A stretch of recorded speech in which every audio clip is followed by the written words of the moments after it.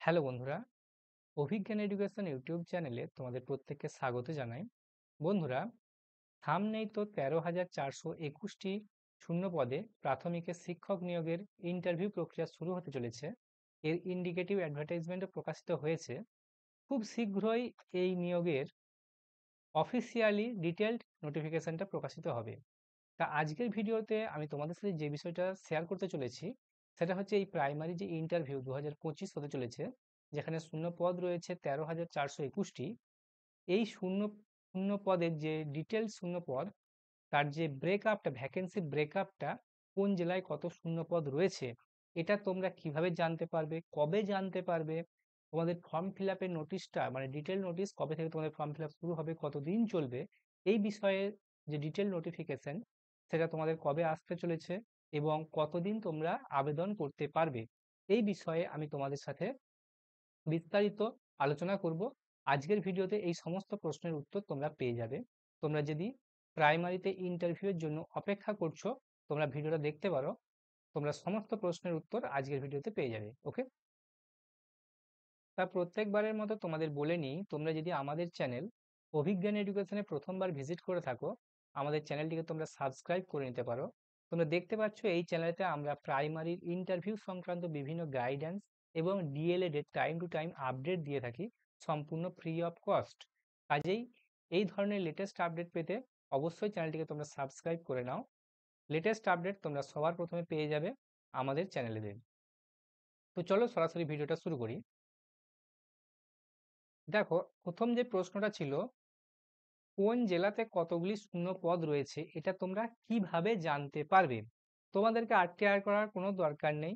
তোমরা খুব সহজেই জানতে পারবে যেদিন তোমাদের যে অফিসিয়ালি ডিটেল নোটিফিকেশনটা যেদিন প্রকাশিত হবে।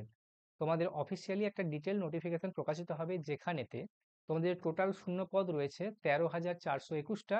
সেই 13,421টা শূন্য পদের প্রত্যেক ডিস্ট্রিক্ট ধরে ধরে তোমাদেরকে দেখবে, ডিস্ট্রিক্ট ধরে ধরে তোমাদের শূন্য পদের যে ব্রেকআপ লিস্ট দেওয়া থাকবে, ওই একটা নোটিফিকেশনেতেই অনেকগুলো পেজ আকারে। ওকে, আমি তোমাদের একটা দেখাচ্ছি স্যাম্পল কপি, জিনিসটা কিরকম হয়, তাহলে তোমরা বিষয়টা বুঝতে পারবে। তাহলে বুঝতে পারলে যে যেদিন ডিটেল নোটিফিকেশনটা আসবে সেদিন কোন জেলায়, বাঁকুড়াতে কতগুলো শূন্য পদ আছে এবং বর্ধমান, এভাবে 23টা জেলাতেই প্রত্যেকটা জেলায় কোথায় কতগুলি শূন্য পদ রয়েছে, সেই সাথে জেনারেলে কতগুলো আছে, এসসি কটা, এসটি কটা, ওবিসি কটা, ইডাব্লিউএস কটা, পিএইচ কটা, সমস্ত তোমরা ডিটেল ওই নোটিফিকেশনটাই পেয়ে যাবে। কাজেই তোমাদের আরটিআই করার কোনো দরকার পড়বে না। ওকে, এর পরের প্রশ্নটা হচ্ছে, কবে ফর্ম ফিল আপের নোটিশটা আসতে চলেছে?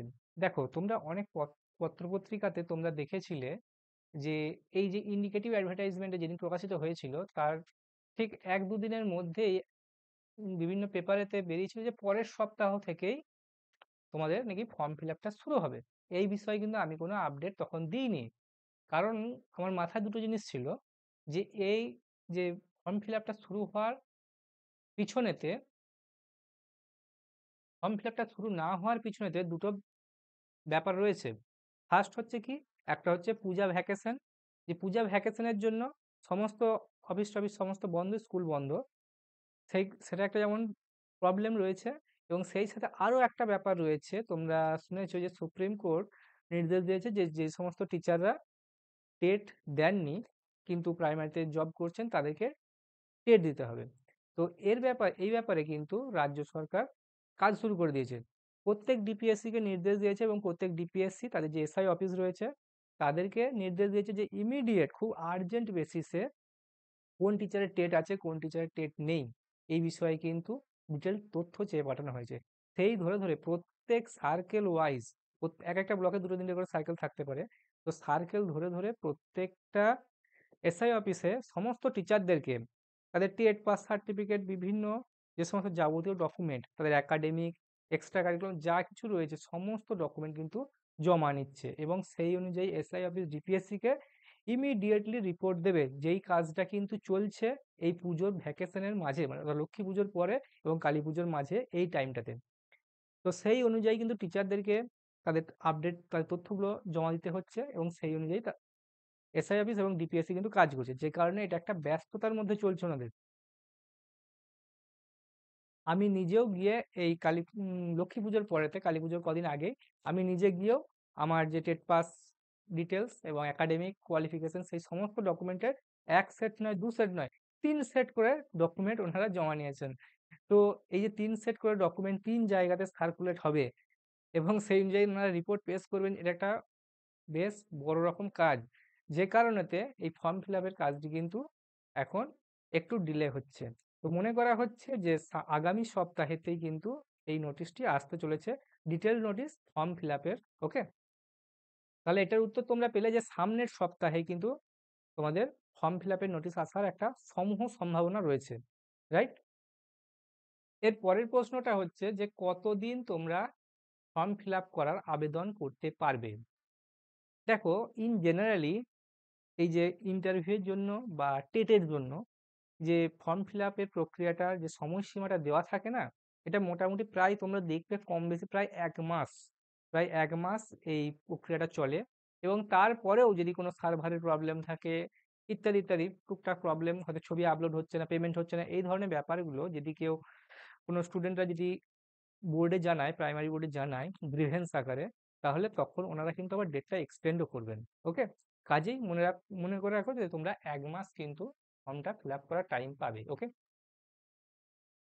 তার যেমনটা আমি তোমাদের বললাম যে আমি একটা তোমাদেরকে ডিটেল নোটিফিকেশন দেখাবো জিনিসটা কিরকম হয়। তো এটা হচ্ছে সেই ডিটেল নোটিফিকেশন 2022 রিক্রুটমেন্টের এটা নোটিফিকেশনটা।